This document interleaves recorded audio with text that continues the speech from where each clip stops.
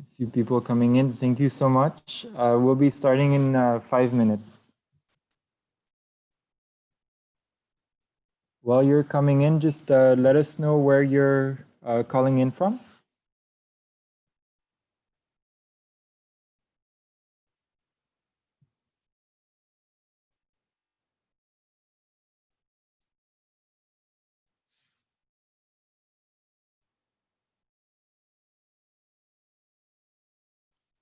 Udaipur.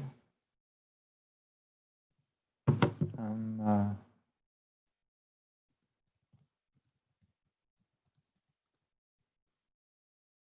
Bihar, Mumbai, Delhi, Jaipur.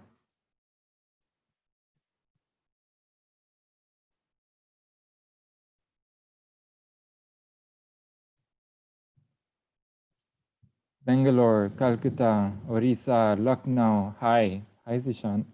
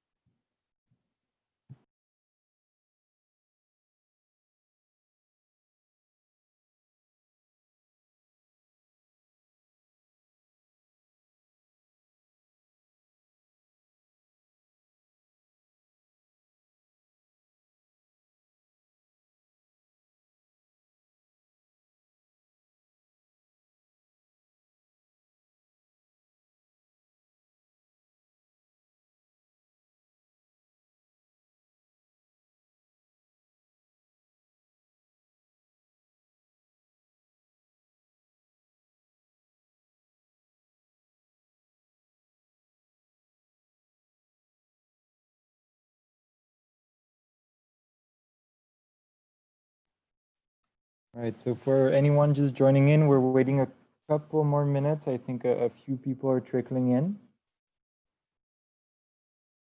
In the meantime, if you haven't done so already, let us know where you're calling in from. And I don't know if they're new, if anyone's doing this also on the YouTube side. I can only see Zoom for now. Hi, Jitin.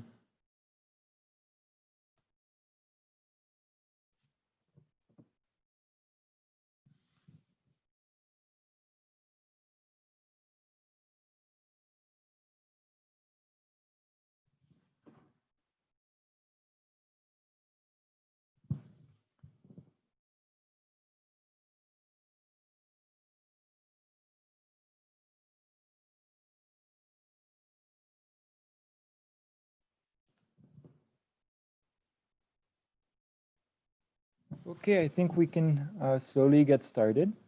So welcome everyone. Welcome everyone. Thank you for joining us on our third and final edition of Digikat. I'm not sure, can I get a sense of who's new here? You can just drop in the chat if you've been here or not for the past 1 or 2 sessions. Okay, so we have one. Okay, we have a couple. Okay, cool. Wow, nice. A lot of new faces. So just to give you some context, this is the fruit of a 3-week encounter. It's a little more like a month and a half, but where we've been trying to explore the potential overlaps and benefits of overlapping the crafts of Ikat and creative coding. And so the idea was to, on the side have a group of creative coders and designers to get together and kind of explore what that craft is and what is its past and where it comes from. That there are many different kind of geographies that have adapted it within India and outside, including Indonesia, Japan.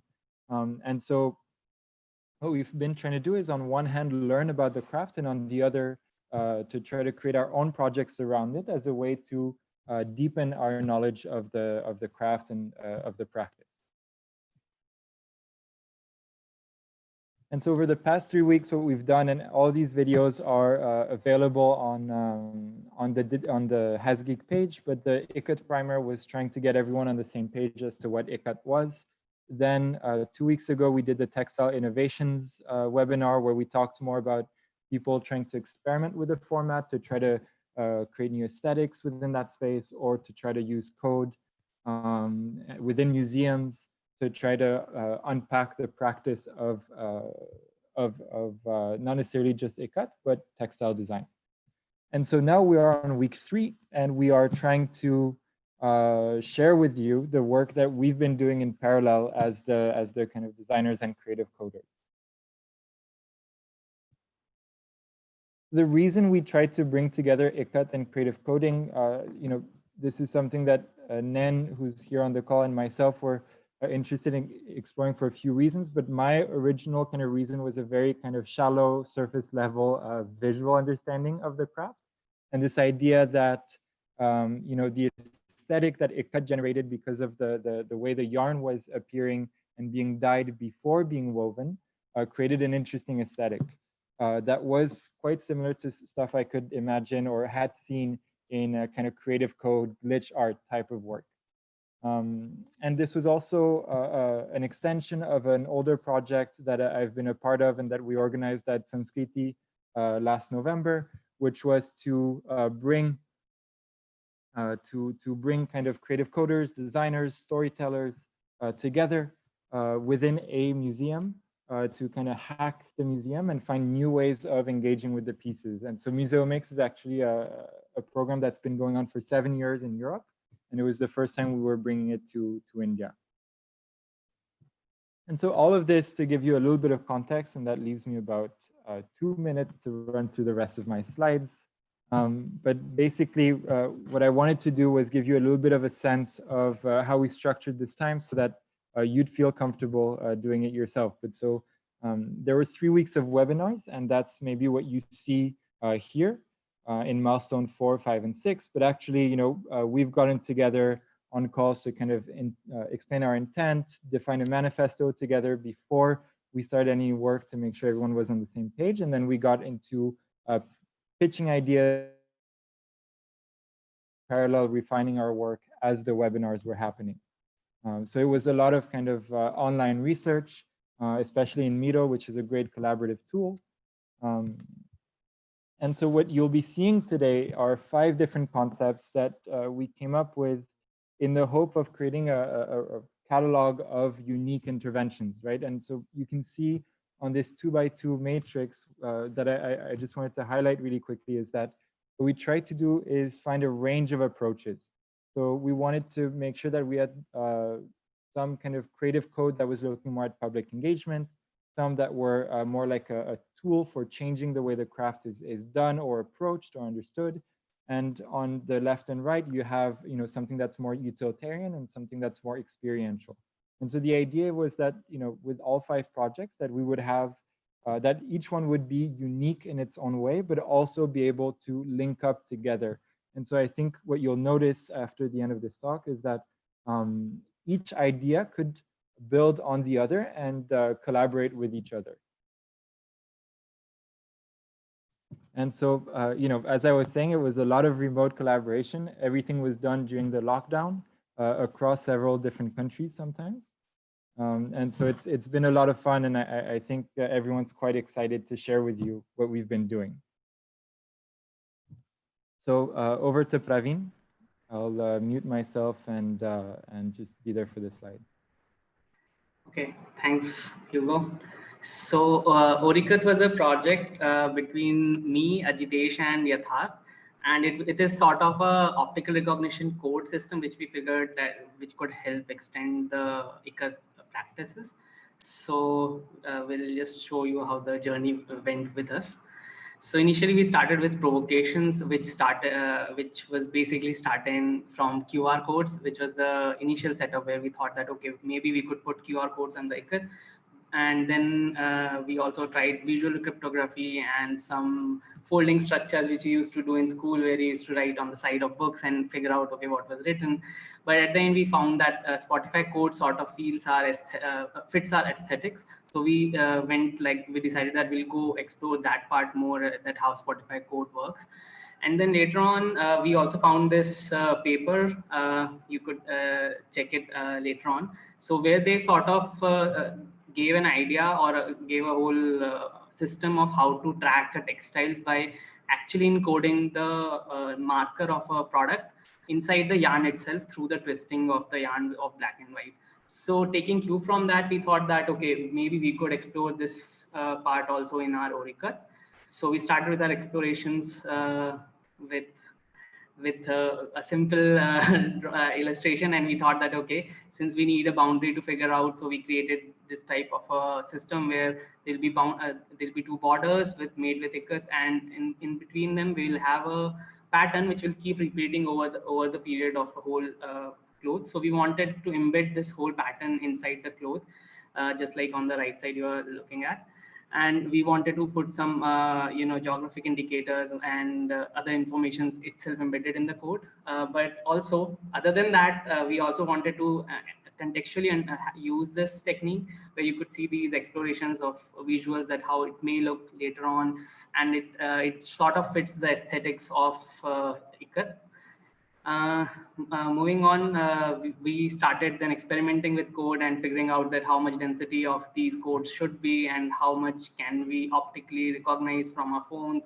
So these are few experiments we did using that. And at the end, we created this sort of a token creator where you could, using 3 colors, you could create your own Orica using, and it will tell you the pattern token, and the link is at the bottom, so you could try it and and download it and play with it in the sense. And then later on, what happened is that we thought that, okay, uh, you yeah, so we thought that why not try AR also with it. So we thought that, okay, maybe in a piece of which you're wearing, there are multiple codes, and you could have sort of like overlays of visual objects over it. And sometimes we thought that, okay, maybe the Ikat pattern also triggers sort of a educational or instructional blueprint of the product, like this pattern is about this coming from this craft and those things. So you could sort of, through augmented reality, would explore the piece of cloth and the technique itself. And at the end, we thought that, okay, we'll stick to a very practical reason where you are sort of generating a cut code. You weave the code inside on the fabric, and then you scan the code. You get this sort of AR pop-up, which helps you go to the details of the actual product, which I think will be explained in much detail by Yatharth.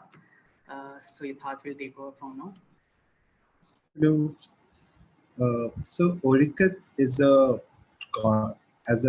ecosystem of products where we use optical recognition to identify information about Ikat, as if who's the craftsperson, where it's dyed from, who's selling it, and also a mark of authenticity, and also encoding information directly into your fabric. So how it works is, when you buy a cloth or a fabric, or when you are selling it, you use the app to scan it. And once you scan it, it shows you information around how who's the maker, who's the seller, and also you can use it to directly communicate with the craftsperson. And also it also allows you to explore your fabric or your cloth in augmented reality. So here's a small demo of how the system might work. It's like has a small collection of your all the Ikat objects you have at your home, and you can buy more directly through the craftsperson from here. Moving on, what's the potential of the project? I think the as like also are the pros and cons over using a normal label. So the problem with the normal label is that although they are quite easy to manufacture, they do not really fit into, they are added on, they do not really fit into the fabric itself, and that way anyone can add anything to it. So when you embed the information directly into fabric, it's long lasting. It remains through the generations. So over the next 5, 6, 10 years, if you are passing on the cloth, it can be used to track where it's going from. Also, we can learn a lot about a life cycle of a craft product. Then also information can be uh, uh, it's on the cloud, so it can be easily be used to connect to the craftsperson and also all the people involved, and can be used to give credit to the people who are actually involved in the process. And it ensures that the fabric you're buying is authentic, since it's whenever you buy a fabric, even if it's directly links you to the craftsperson, so you both can check and be assured that okay, it's a real fabric, it's not a printed on, and it links you to the real craftsperson. Although the project is in a very conceptual stage, we would be open for collaboration, especially in refining the technicality of the process. We are facing some issues with optical recognition. So if someone has some idea how to get through, then also we would like to conduct some experiments with crafts people on the field, and we would like to have some guidance by people who are working on field, or about what kind of information we should accommodate in our system for which will fit the artisan and market's needs. That's our concept.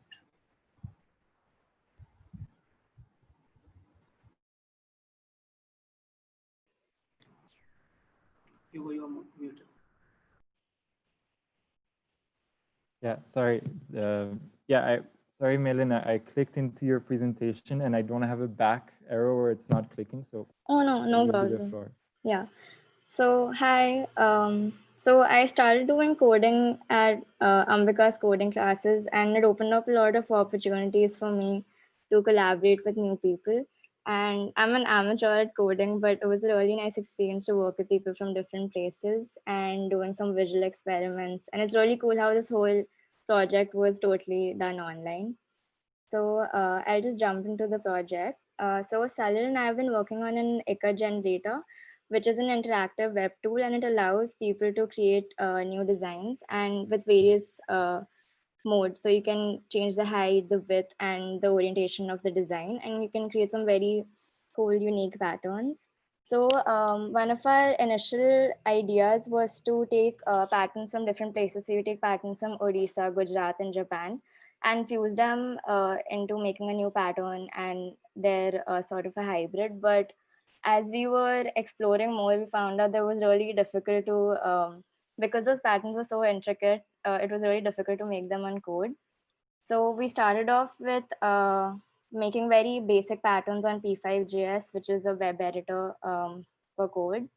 And we made very basic patterns, and these are all variations of those patterns which you can change on our generator. So that's how the generator looks like, and this is just variations of one pattern. Um, and these are some other variations. So Sal and I were also talking about how, despite being just a Ikat generator, it's also a very nice tool to co-create on new projects and do new collaborations with people. Yeah, so at the last moment, we decided to add a cool new feature to our Ikat generator, where you can not only add from the existing patterns which we've made, but you can there's a pixel grid where you can actually draw your own patterns and change the width, height, etc. So I'll just demonstrate the Ikat generator if I can share my screen. And while Malin gets that going, we realize very quickly that because these patterns are so intricate and so unique, it's difficult to replicate them. And one of the major sort of main advantages of using code is that you can create your own patterns and generate them parametrically. So Malin is going to sort of show you what we've done. And I think what's cool about this is that it's a great tool to sort of talk and discuss and sort of co-create these patterns, and play with the colors, play with the sizes, play with the sort of ways of seeing how the pattern actually looks. And we imagine this to be a great tool where if two people are trying to figure out what sort of pattern to be used, how do you make a pattern, they can quickly use this tool on screen share and ideate. Yeah, so these are some of the patterns which we came up with, and you can change the height, width. We have some sliders. You can change the color of the background, the warp and width, weft, and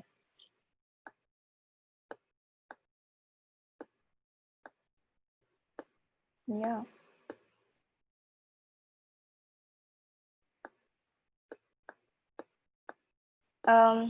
So this was the older version with already preset patterns. So Salil, would you like to talk about this one? So we realized that because it's impossible to put so many patterns into a piece of code, and there's no point in actually copying patterns, we put this little tool in where you can sort of make your own patterns, the little pixel grid. And this allows you to sort of make your own patterns. And if you scroll down, there's like a small download button, so you can actually download the image, and you get the motif, which is sort of zoomed in, and you can see how the pattern looks like on a piece of fabric. And you can play around the colors, sort of thickness, the dithering of the XY sort of axis, and sort of hope to sort of ideate and see what pattern looks best. So we are trying to figure out how to make this more relevant. So Malin shared with a couple of her friends in textile, shared with some of my friends, and although they enjoyed using the tool, they're like more ways to sort of, how do you translate this into a pattern you can quickly download, say as a PDF or as a printout, and sort of quickly put that into action. So although we're trying to work on it, we're still trying to get some more feedback and develop this further.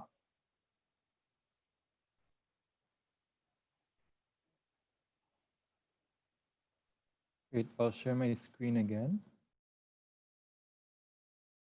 Is it visible? Yeah. Yeah. Okay, thank you very much, Malin and Salil. On to Malin and Samar. Yeah.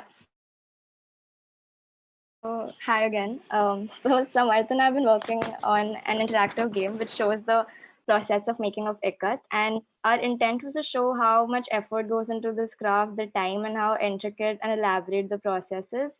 So can we go to the next slide? So we started off with reading about the process of Ikat and the various stages. So we made few sketches of how we wanted to show them, and we showed them in a very minimal and very simple way so that people can understand it. And these are some of the Ikat pattern code which we were trying out some prototypes of how we could incorporate the warp and weft and get a very real effect to it. And so in the starting of the game, we wanted to compare Ikat with a more relatable subject, which is traditional tie and dye. So in tie and dye, where you tie a particular piece of fabric and dye it so that the dye doesn't penetrate into the areas which are tied. So Ikat is actually 1 or 2 steps before, where you actually tie and dye the warp and the weft, which is the yarn, and that's why it makes the process even more elaborate. This was the initial prototype which we made for the game, which was tying the threads together for the one of the few stages. But this one didn't work out because we thought that the code was too flimsy and the thread was too stringy, and it was a little difficult to work with this one. Yeah. Next slide. Yeah, so this is one of the initial concepts of the game where we were trying to create a more relatable impression of what is Ikat with traditional tie and dye. And now Samarth will walk you through the game. Thanks, Malin. So what you see over here is we have broken down the step to create an Ikat into 4 subsequent steps. If you noticed, like the initial doodling and brainstorming we did, it was about figuring out how we can relate the tying and dyeing of. So over here, as you can see, initially we were going a bit ambitious in trying to do selection of the pattern itself, but then we limited ourselves to just showing the weaving process. So what you see on, say, slide second row, last slide, that's the weaving step, where you start with the initial thread and weave it together, and then moving up, transfer the pattern, and then the actual dyeing of the cloth happens. So yeah, moving back to the GIFs. We've got like the initial weaving done. We started with that physics one where we were trying to move the mouse pointer with the thread across the little nubs. But that turned out to be really complex. And if you wanted to show as many threads that are actually woven, it would have been really cumbersome. Though point of it was to make that, but the precision on a mobile or a desktop is not that accurate of something as of a weaving of a thread. What we ended up doing was instead using mouse gestures, as suggested by Komal, that we can basically give it a something like a Fruit Ninja kind of a feel, where you're moving your finger across and that weaves the cloth in the place. I also added some musical elements to it. Currently, GIFs don't allow you to have music in them, but as you're playing them, it seems like you're moving your finger across the piano. So it adds a little bit of delight to it. Now, once you go on doing all the gestures, sorry, just one more second on the previous slide, please.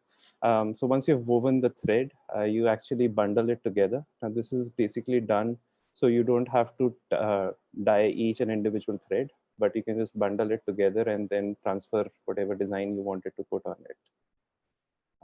Again, moving ahead. So once you have the bundling done, you do the transfer. Now this is where we were kind of like short on time. So instead of having the whole tying of each, marking the pattern and then tying it together and dyeing it, we instead took like a shorter path, which some of the craftsmen also do, is to dye the cloth in place instead of moving each thread across. Because the current pattern which we had is only duotone, we didn't have the added step of multiple colors. But in the real world process, what would happen is you start with the lightest shade and move towards the darker one so that the darker one overlays on top of the lighter one. So what we have over here is like a mouse painting. With the mouse, you just paint over the stencil. And then as the style gets transferred in one direction, you finally finish the cloth by weaving it in the other direction. Now, because this is code, you can actually change the resolution of it. So moving on to the final slide, we have shown over here that we can do it as much as we want for the thread count and then complete the entire cloth in process. So again, the whole thing was in a way to tell you that these are all the steps that will take if you were to stitch together from tying and dyeing threads rather than what you can get in one go from the traditional tie and dye process. Okay, thanks. Thank you very much. No, it's been great to see you guys go from like really crazy concept to a really solid kind of core kind of proof of concept. It's really powerful. I'm just checking some of the chat. Yeah, so I'm next. Right before I go into the project that Nan and I worked on, and actually Nan will be kind of kicking us off. So if you want to come online, Nan. But basically, all this code, all these links will be sharing at the end. So we've put all the code on GitHub. So we'll be sharing that with you. If we do not, then find one of us and ask us for the code, and we'll manage. Thank Great. you. So Hugo, here I go. Well, I've been a textile lover, and I noticed that all of my friends on this particular project have learned about textiles, and so deeply that I can see a lot of work happening here. The Ikat textile, as informed in the earlier pitch, we saw that Ikat had a technique of tying and tying at the yarn stage before the fabric is woven. So tying and dyeing. So if you have more colors, you dye it so many more times before the fabric gets woven. Now, we've always been curious about how do you cost such a technique? And from what I gathered, that whatever's available in the market, there are fabrics with very simple forms, and there are fabrics with very, very complex, multicolored or multi-dyed fabrics at the same cost. That's a little puzzling. But we also then found out that any cost variation was mainly due to the raw material and not so much the pattern or the complexity of the pattern. Now that just means that perhaps there is no real means of calculating how complexity really impacts the end cost. As we went along, we also found out that the weavers were sort of getting a little disheartened with the whole market. Nobody, it felt like the craft is dying down. It's not being valued in the market. There are many fabrics with huge numbers of beautiful patterns, many colors, being cost at the same or priced at the same rate as something with just probably some dashes of ikat across the fabric, or even complex patterning in a fabric like sari. So that was our curiosity to find out what we do about it. Is there any digital tool that we can figure out for weavers who can actually look at a new pattern, figure out how much it's going to cost them in terms of time, effort, etc., so that they get the value for what they're doing? And so that's the path we took up. And I'm going to invite Hugo to give us more details in that. Wonderful, thank you, Nin. So if I go back really quickly to the definition, to Nin's point, I think what we're trying to do with this cost calculator is, one, break down the kind of financial structure or logic behind the pricing, and the other one, keep in mind that even pricing is, I mean, as anyone knows in design, that thinking of production and working within constraints is a creative process that can inform also the aesthetics and the design. And so what we wanted to do here was, one, in our research, understand where the core costs were. So Nan talked about this a little bit. There's the tying, the weaving, and therefore the labor that goes into it. But there's the material is also a really big part of the cost, much more than the kind of time that gets put into it. And then the other thing that I was interested in from speaking to Nin was this idea that there's some shortcuts that textile designers take, right? So if you're working on a sari, you only do ornate designs towards the end of it, or you might tile the pattern. So reduce dyeing time, you fold the yarns and you dye them, and so you get this nice kind of tessellating motif. And so those were some of the things we were trying to explore with our prototypes. And so at first we focused on tiling and trying to understand how many times one kind of specific pattern was being used. But that didn't quite do justice to the creative liberty that people might need. And so we kind of went back to the drawing board and then tried to break down, for me, how complexity might be understood, or how we could numerically break it down. And so one big thing we realized was that a square versus a triangle versus a diamond take different amounts of time, right? Because of if you look at the vertical lines as if they were pixels, a square you can tie all at once, versus the other ones need very different kind of tying patterns and therefore more time. And so we went into this, and this is kind of the second prototype that came out of it, where we're able to capture that and have some interesting kind of look at the way the color is used and things like that. But it still didn't quite get to how do we empower the artisans in valuing or costing their creations, right? And so what we ended up doing in the end is trying to add one more kind of component to this, which was the idea that, so first you choose your material, silk or cotton being the main two. Then you kind of adjust the number of colors you want in your creation. You can then adapt the complexity. And so you'll see once the video gets to that point that it creates an interesting gradient effect that helps reduce the amount of tying that has to happen. But then at the end, you're also able to kind of decide what the hourly wage should be for your community of weavers and the amount of profit you'd like to make. And so based on that, you're able to create different costs. So I know it's a little hard to see, so I took a couple screenshots for you, but you can see that a kind of diamond pattern might come out to 3,800 when using cotton, but then a circular pattern with the same material might come out to 5,400 to produce.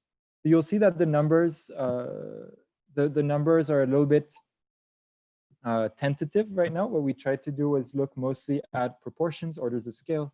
But similarly, if someone who's new to the practice is trying to do a brand new design, you can see that they can take a kind of crazy design they made in Illustrator from 27K to produce down to 11,000 to produce by using some of those gradients and kind of creative tools we did. And so to summarize, what we're looking at is first choosing the design, then the material, then the number of colors, adjust your resolution and the amount of tying that will have to happen prior to the dyeing, and then kind of reflect on how respectful you want to be of their time and the profit you hope to make, right?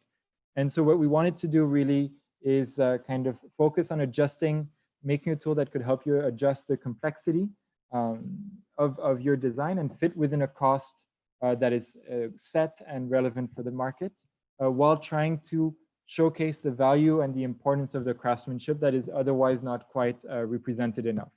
And so just to give you an idea, the 4 components that are part of the costing are the material cost, the complexity of the design times, the daily wage that you're willing to give, then the number of colors, and then the profit margin you're expecting to make on top of that, right?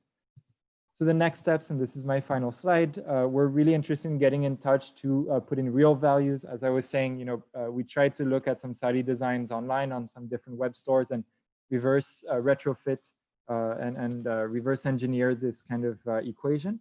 But we really want to test this with real numbers in a real context and see how relevant it is. Okay, thank you very much. On to our final group. Hi. Thanks, Hugo. Hello, everyone. I'm Mike.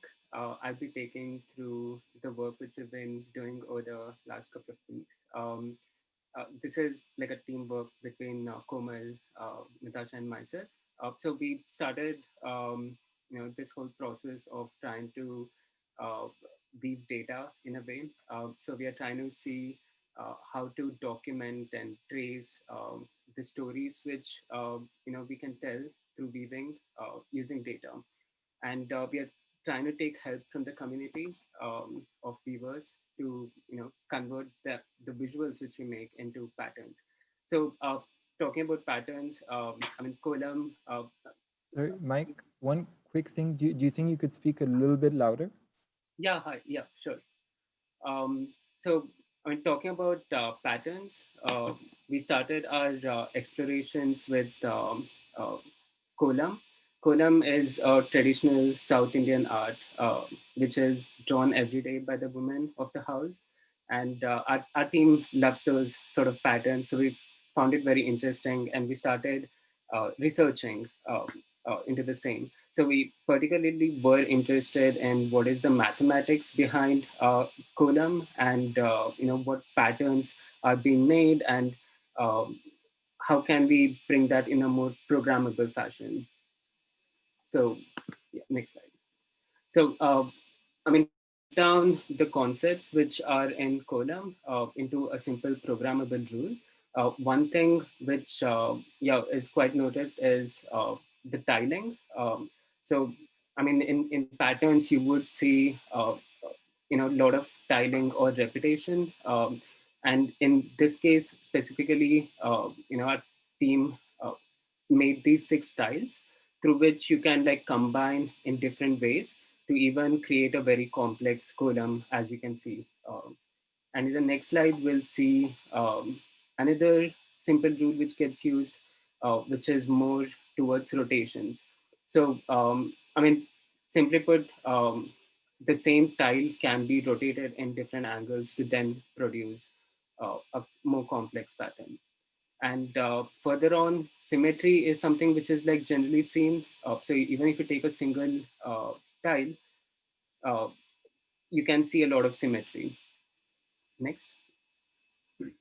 So this was the other part where we were trying to see how we can take the information from the pattern making and the mathematical rules, and in a parallel process, how can we plot all of that information? Which if you think about climate change, right? I mean, there's we've seen like so many graphs. So how can we bring that in a fabric manner?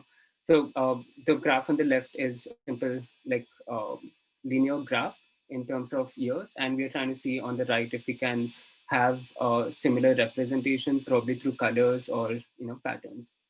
Next slide. So yeah, and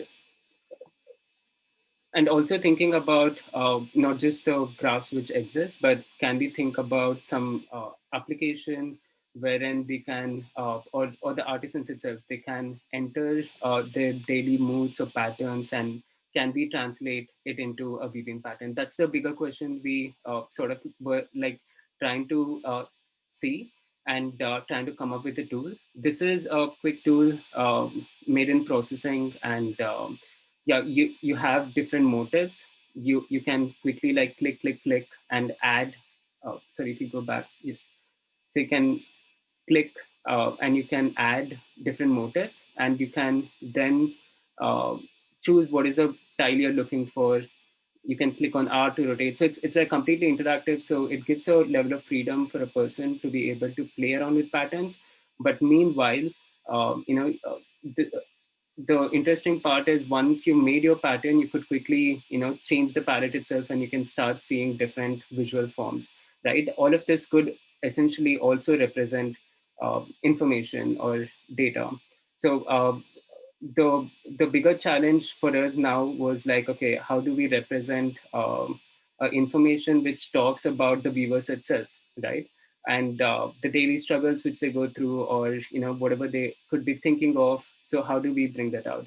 In this specific case, we took a recent study from um, the handloom industry, and yeah, from the census report itself, and we are trying to think about what are the income ranges.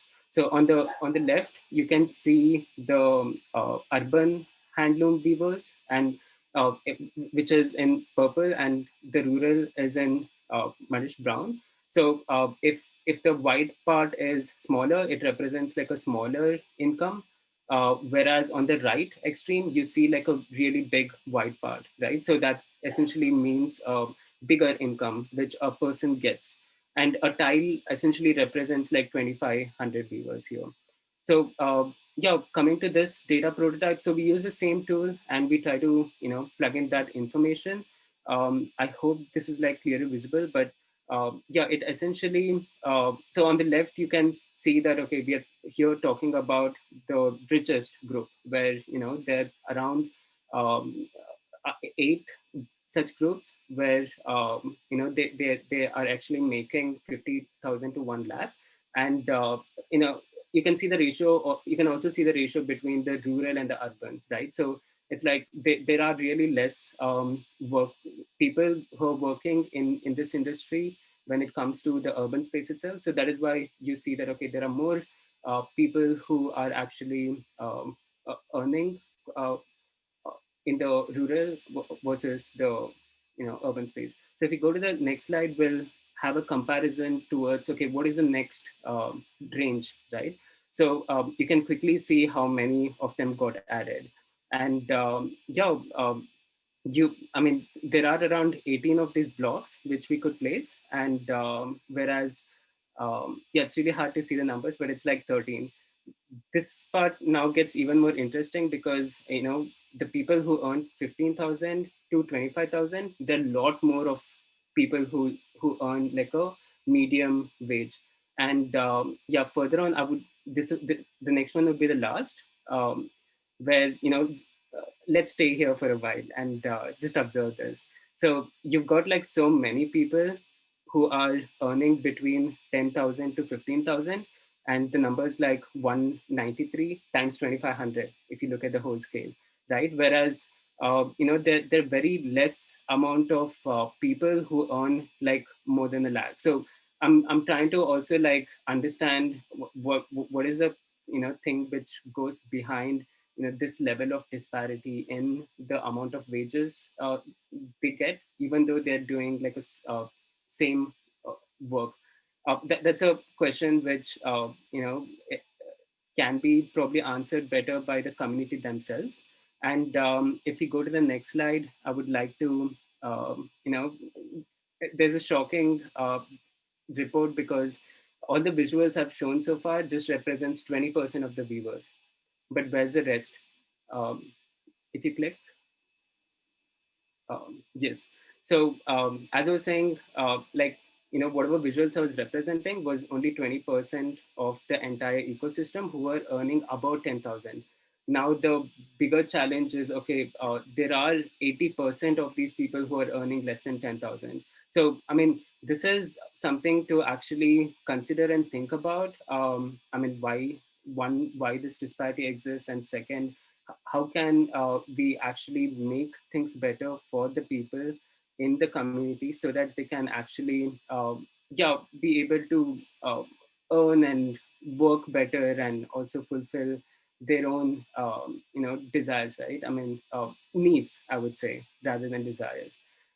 So as a future thing, we are thinking if we could have like a collaboration tool, wherein some of the patterns which come out could be handcrafted into a fabric, and that can bring people together, that can raise awareness of what policy refinements needs to happen at a bigger scale, right? And if we could actually showcase these at metros or museums or billboards, right, that would actually be helpful in terms of bringing out new solutions where things like, okay, they could be a part of a payment which probably goes to the viewers directly, right? Why not?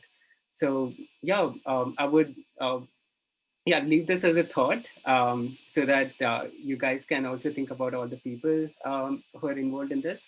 And coming to some of the learnings and challenges we've encountered, there's a lot of crossover between Ikat and Kolam. I mean, you could see just by changing the arrow, we were able to like create Ikat patterns which resembled Kolam, right? So it all comes down to the palette. But also, in given more time, we could really improve upon all the processes from the data standpoint as well. Um, things like, okay, you could drag and drop a file and it generates beautiful patterns, and that quickly gets viewed by the viewers, and you would yourself have a story to tell with the fabric you're wearing, right? So wouldn't that be like interesting? So yeah, I mean, we would love to like create a handbook of such things.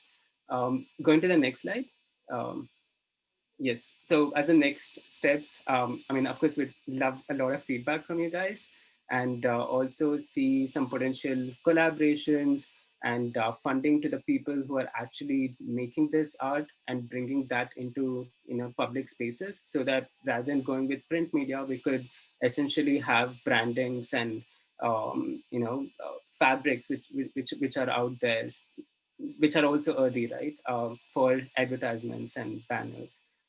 Why not? So yeah, I would give it over to Hugo at this point. Thank you guys for listening.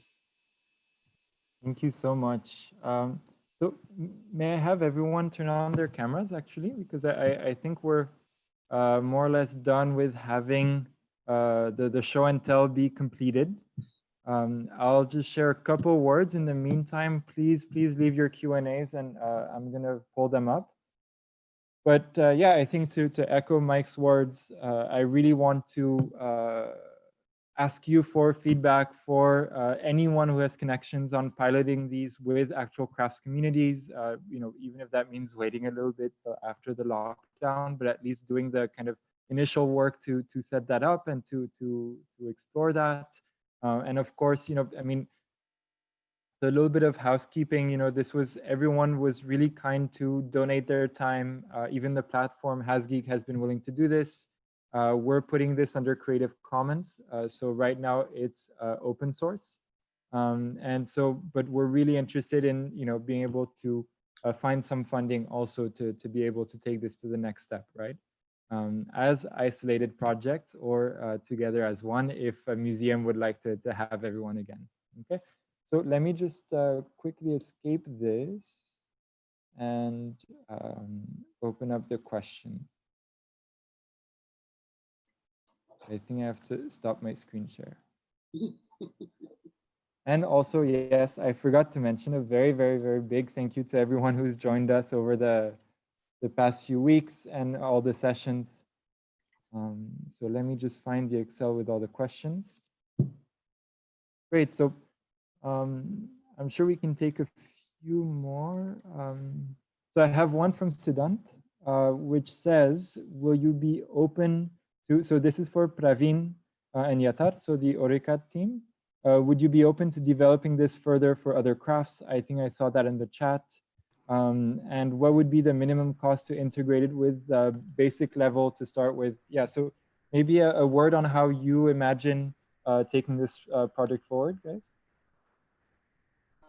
Like initially we started this concept for normal textiles. Ikat was one craft which we wanted to explore, but yeah, like there is a possibility we could extend it to even other textile based crafts, or even sometimes I'm thinking that maybe it could go even pottery, and even could use maybe wood making through that. So yeah, we can extend the different variations to the same craft. And on the cost bit, like I'm not yet sure because each craft is different, and like since we are also still trying to figure out like if somebody could collaborate with us to extend the capacity of this project, and like figure out like the further parts of it, which what we sort of imagined that is its potential.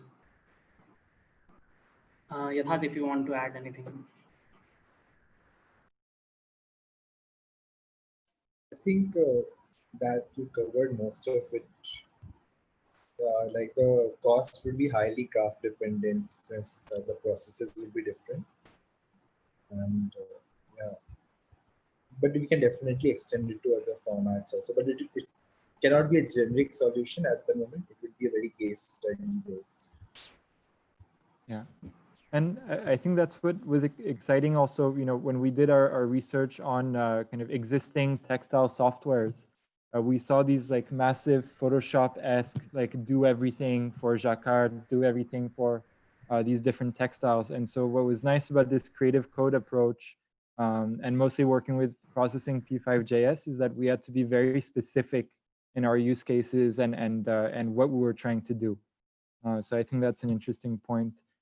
Just a heads up to everyone who's here. Sorry, and I'll give you the mic in a second. We're about 7 minutes before the full hour. Because this is our last session, we were planning on staying a little longer, taking a few more questions, maybe chatting with each other. So everyone's welcome to stay. But just so you know, we'll take a couple more questions and kind of I think drift off into maybe 8. Sorry, what time is it? 8:30. So 8:45, something like that, and take our time in wrapping up. But if anyone has to go or feels tired or wants to start their weekend, we completely understand, and we're really grateful to have had you this evening. Okay, so Nen, you wanted to say something? Yeah, this is for Praveen and Yatharth. How is it possible to make it copy proof? Because if something is coveted, there will always be people who will want to copy it. So is that something that you've tried out? I mean, okay, yeah, Yatharth. Yeah, I think how copy proofing can work is that once you buy and scan the fabric, the craftsperson can be notified, and there can be a formal, like a direct from the maker to the buyer connect, which you can use to verify, because there can be 100 copies, but the craft person knows that what he has made and what he hasn't made.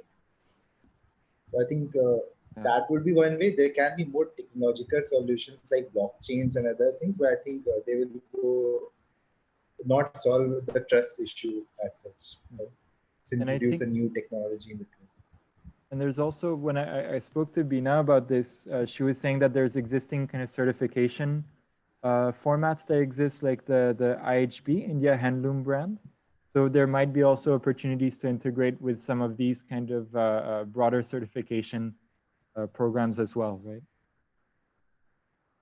So taking another question. We have one that I think is quite easy to answer, and I will do that. But we have a textile design student who is going into their final bachelor's year and was hoping to work in Ikat Industries and would like to work for us and be employed as a full-time employee.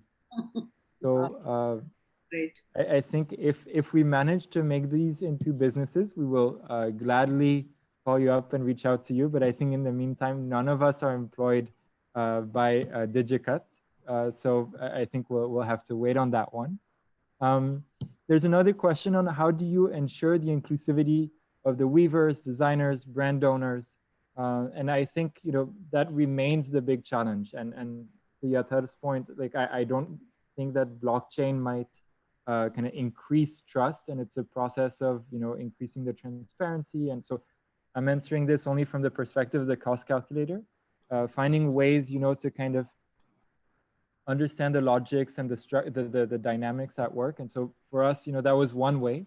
But it's true that as one of the organizers, I was really hoping that by the end, by today, we would have been able to find a way to have some crafts voices come directly, not just textile designers. And that's one shortcoming I feel we had, So I definitely think that's a challenge. But if anyone else wants to talk about this. Hugo, I'd just like to also add on to this that the beneficiaries of such a particular cost calculator or even cost predictor, somewhere it's going to become a predictor later on about how much this pattern will cost and whether it fits into the market and brings value to the craftsman ultimately. This may be accepted by the weavers because finally it gets them their due. But there would be brand owners, probably, this is my understanding, that they are going to have probably their point of view about whether this is going to really be helping them. And perhaps this is something that we haven't studied the complexity of distribution, markets, how the whole economy of this craft works. But at some point, I think what we are encouraging over here is transparency, trust, and due to people, real value to people who are the grassroots level producers and creators.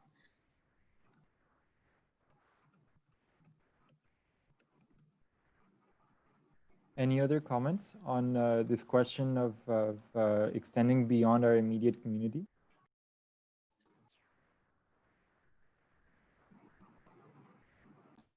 Okay, Jatin has something really positive to say.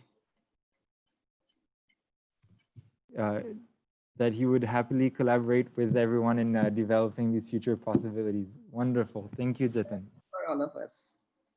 Great. So we have a couple more questions. Let me pull this back up. Yeah. So coming back to the person who was asking about, the costing of developing the AR is really interested in developing the AR and knowing how much it would cost. So I'll let you just reach out to the team directly, and I think that'll be the best way to take it forward. We have another question on whether or not this technology can be used for artisan jewelry. I don't see why not, and I'm not sure which example you were referring to, but I think lots of other crafts could kind of benefit from these kinds of approaches. I have another question, and this one I'll try not to answer it, but can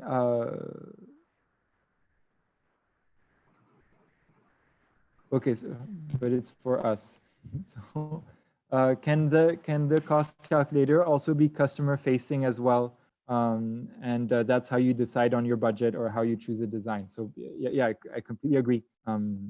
And think that that would be a great way to kind of use it as well and see what are also the results, what people are willing to put into it. What are some of the designs craftsmen, craftswomen, and designers are trying to produce? There's another question in general, so I can open it up to everyone. When will all the links and the Ikat apps or website launch?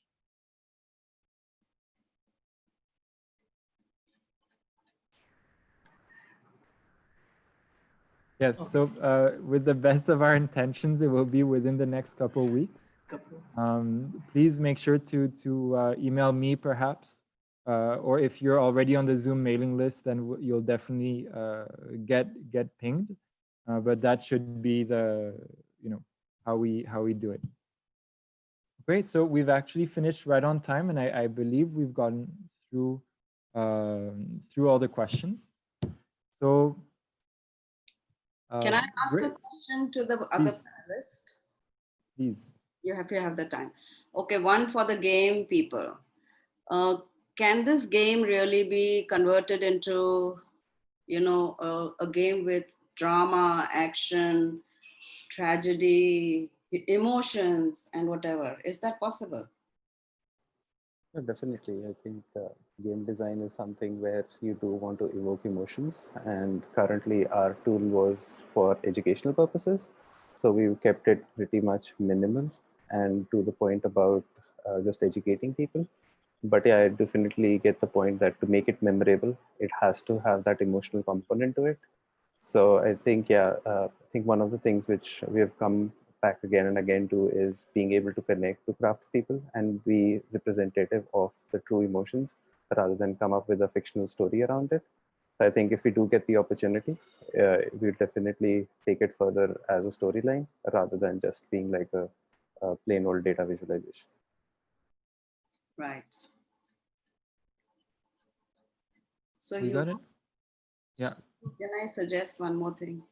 Sorry, Yes, I don't please. want to hog up the whole place, but I was just thinking for Salil and Maimai, would it be possible that your generator actually attaches to our development, that is the cost calculator, so that we can link it and say, okay, this is the form generated, and then our cost calculator is going to let you know how much it's going to cost you.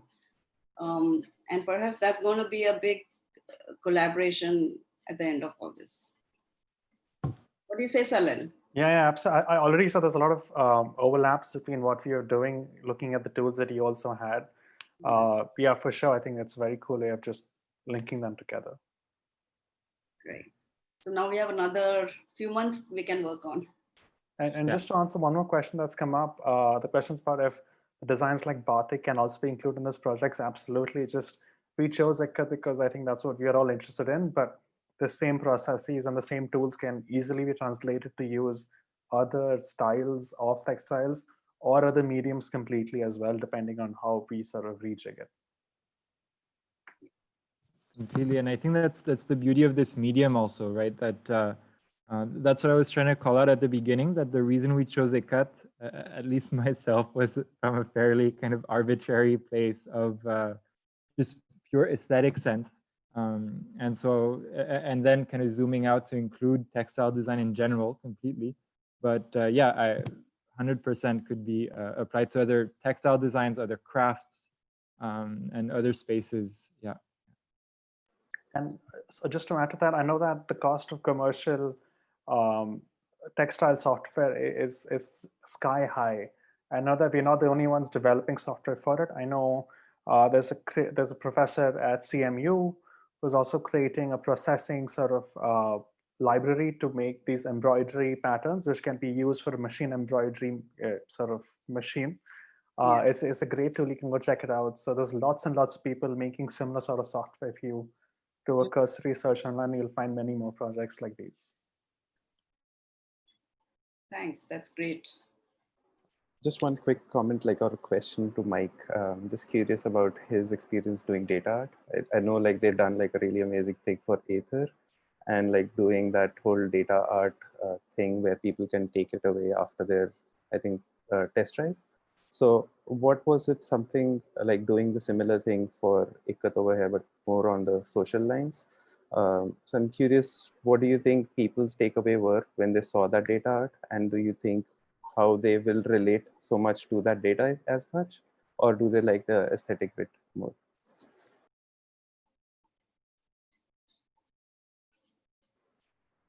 Hey, I was muted.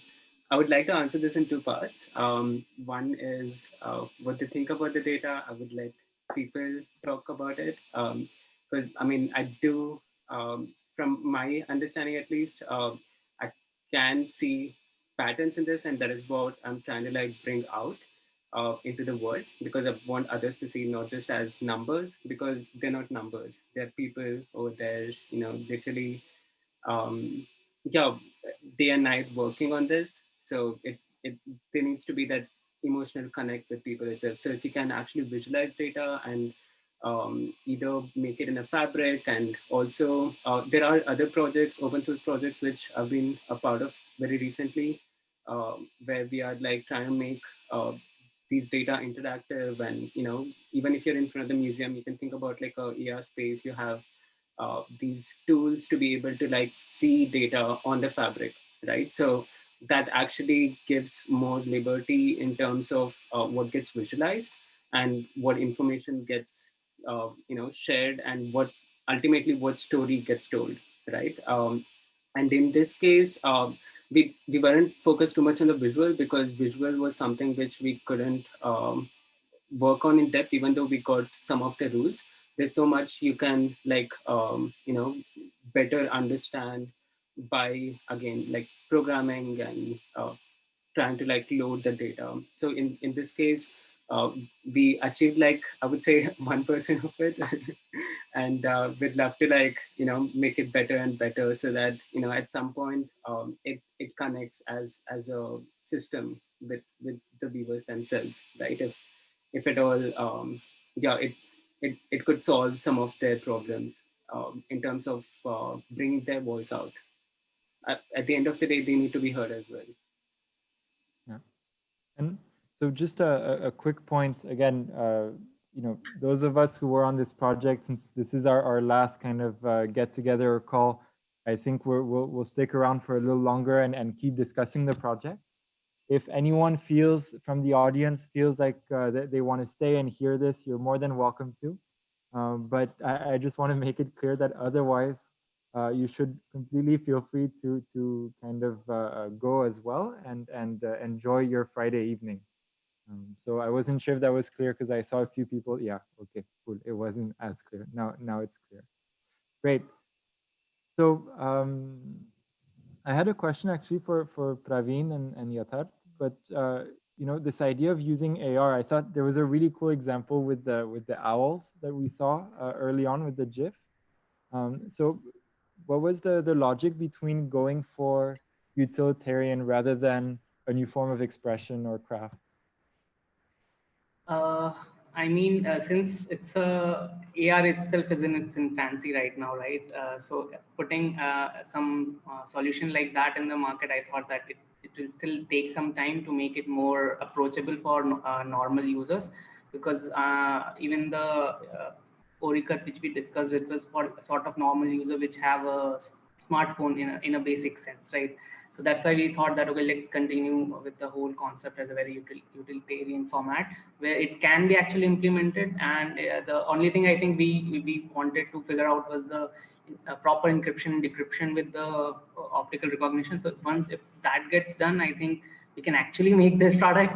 And if somebody is interested to like work on this, or actually take it up forward as a brand, then they could do it. So that was the reasoning for us. Because I thought one thing that was really nice that I was not expecting was this idea that when you have multiple triggers, they all show up at once. So Yeah. like having this like massive mural, I was thinking of Mike's project, with the data viz, and then you have videos of different villages and things like that emerge in the metro. Like again, post pandemic, but Yeah. I think that would be really amazing. No, and Ajitesh also suggested one thing with the AR, because initially Ajitesh wanted to explore much more AR. We couldn't make the prototypes for this, but he said, like, for AR, he wanted to integrate AR with the pattern on the clothes, right? So it's like if you are scanning a particular code, it should also tell you about the other motifs on the clothes, right? Like this motif is for this purpose, this motif is for this purpose. So it sort of becomes your whole cloth becomes a narrative for the person who is looking through it. So that was another concept which I liked, and I don't know how much time it will take to become possible, but yeah, like AR could be a very good scope with our crafts. Okay. So we have two more questions that I just found in the Q&A. Okay, and Rachna is asking for all the links via email. Yeah, we'll try. I mean, we've put most of the links in the presentation also. So if you got that link that Ambika shared at the beginning, maybe we can share it one more time. That'll have most of the stuff, including links to our work and our ways of reaching out to us. We have one question about whether or not these approaches can be applied to double ikat or patola patterns. Again, I think yes, and other textile designs and other crafts. Another class, And the other one is, have you conducted any surveys or some sort of kind of inquiry among the weavers to see how they feel about this?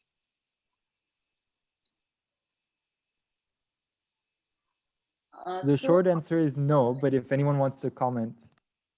no, I can only say that we did. We talked to people who work very closely with weavers. We were not able to get to the weavers that closely, but I do know of. So let's say Veena Rao works really closely with weavers. So does Gunjan Jain, Manisha Chawda. These are the people who all work very, very closely with and have been working for years. Perhaps decades, and they have, and since this was actually a very small project, we wanted to just sort of start off on some pitch and work on it, but it seems that a lot more, the output has been so much more advanced than actually perceived earlier. So at this stage, of course, it just makes sense that we should probably pursue it, go to the viewers and get more insight. And I think, I mean, for the cost calculator, I was able to benefit a lot from Praveen's experience. Praveen, do you want to comment? I think you should start because I said like initially like 2 years back I was also thinking of similar projects, but one of them was about cost calculation because I think that was the initial part which should actually help a craftsman and even a seller and even a buyer. So that was like I really liked how you took it, and the output is coming fairly well. So even it exceeded my expectations from what I was thinking 2 years back. So I think you will be much better because you actually worked on the project to much finer detail with the help of Ian, right? I was sort of I was in the year when I was thinking that initially. Mhm. I was just talking about your experience with trying to do your own kind of textile design and production, because a lot of the numbers came also from your experience. And I mean, I know it was there was no dyeing and it was mostly weaving and natural materials, but Uh-huh. I thought that No, was like interesting. we also did dyeing itself with natural dyes, haldi and tea and magista stuff like that. But yeah, like initially when we started doing it physically, then I understood that okay, this is totally different in physical format. Like the costs become very. I mean, it sort of spikes if you want to experiment with the dyeing. And it becomes tough with the differentiation, with sunlight and so much inputs are required. And we were also trying to twist yarn, right? And that became another expensive thing in the process. So yeah, like, that's why like when you were starting with the cost calculator, I was like, okay, there are a lot of processes which gets involved depending on the design or the textile you are making. So yeah, that was one of the fear I had initially, and I think yeah, for a start, this is a very fine point. So Yeah. One other point that was interesting, I think, was the idea of one-off limited edition, one-off limited edition and series, and so that's something we haven't tapped into yet regarding costing. But when you talk about parametric design, Mike Komal's team, like with the idea of personal data, I think with Ambika and Nandati, we've been joking about the like really expensive personal wedding sari, which has a lot of AR photos that appear on it. I'm just adding this, Oh, and that's also threaded in gold. I think there's opportunities to make amazing products there. Hugo, such wedding gowns actually exist where people, wow, that will be a sari, I hope. yeah, where brides actually do get customized personal story gowns for the wedding and golden embroidered. And photographic visuals on their saris. Yeah. Yeah, but that's ugly. No. I was wondering, as a group, if the Digikat project is to move on, would you guys all be interested to continue to be part of that? Very much. Yes. Okay.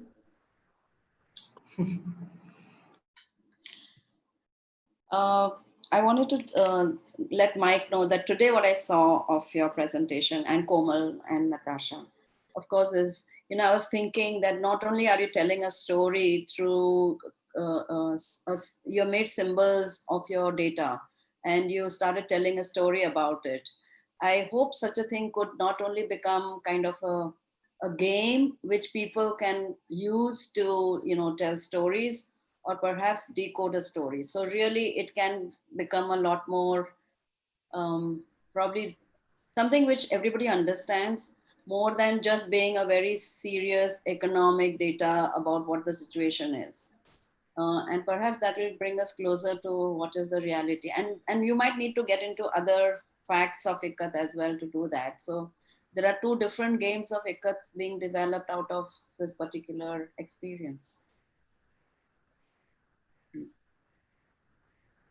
Yeah, given a experience format, and if we can bring those stories out, um, yeah, it can bring out a lot of change, right? I mean, that's essentially what we are hoping for. Since we don't want this industry to die, we want it to like prosper. So yeah, these efforts, I guess, what Samarth is making, it really shows the efforts involved in it, making it fun. Even kids will understand that, okay, it's not just like, okay, degrees you run after, but also a change which you would want to bring into the community.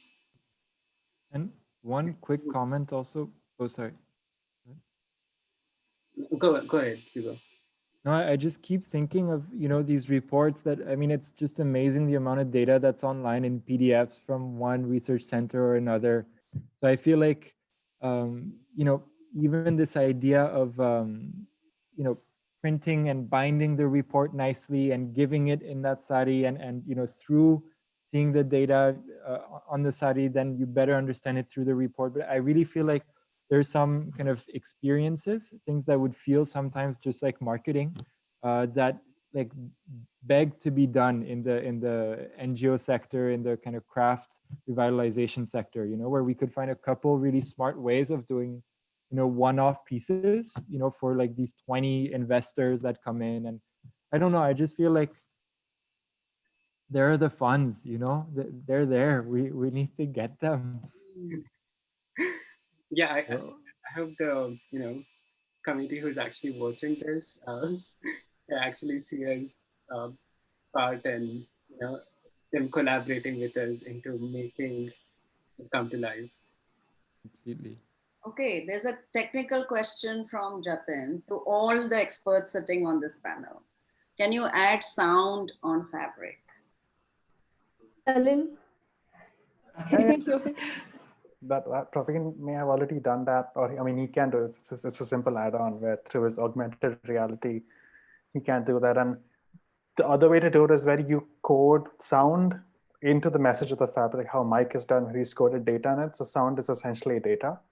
And if you just convert it to sound, convert sound to a pattern on fabric, suddenly look pretty cool. And I've done some experiments in the past where I've conceptualized these scarves made of a single song. Mm-hmm. I haven't been able to make them, but it's so easy to do. And I think that's a very cool way to do it. That's wonderful. So all the films can start promoting their merchandise through such a scarf. They are giving the song on a scarf, and wow, that's wonderful. That'd be really good.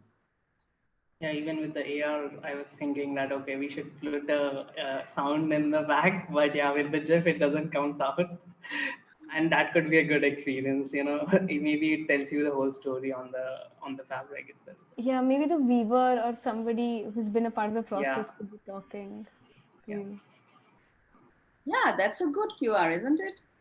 You can hear the weaver say, my name is so and so, and Yes. you like it. And that gets coded onto that fabric. You know, that's How do you add sound on the fabric? Is it sort of like the noise feature on P5 where it creates patterns with sound?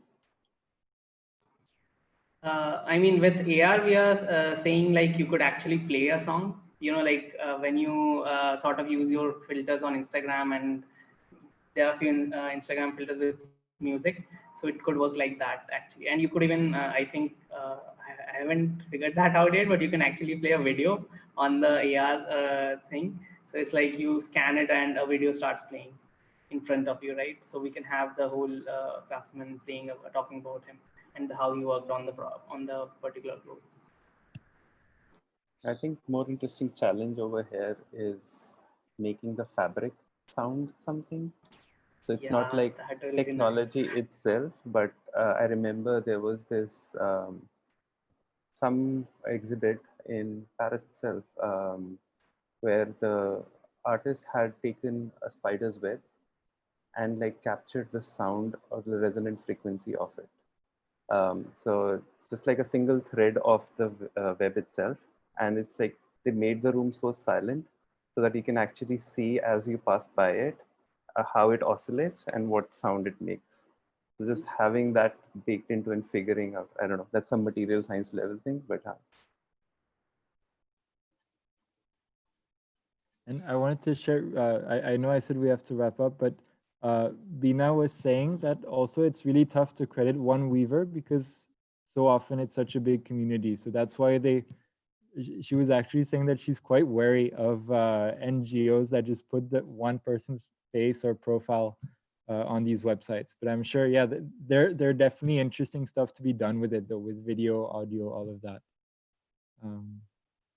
Great. So I think we have to wrap up. But I want to say thank you to everyone for this wonderful experience. It's been really exciting, and I wasn't sure we would be able to go through with it, but we have. And so I think we have much better work than I could have ever hoped for. And thank you so much to the Hasgeek team, to Ambika, to Nanditi, who've been much more than we could have ever hoped for as well in terms of just filling in all the gaps, thinking everything in advance, and sorting through the smallest and biggest of logistical concerns. So thank you so much, and to Hasgeek for letting us stay online so late. Yes, thank you, Nanditi, Ambika. You really have been our back support. We really enjoyed it. Thank you, guys. This was amazing. To keep in touch now. So Yeah. you have to figure out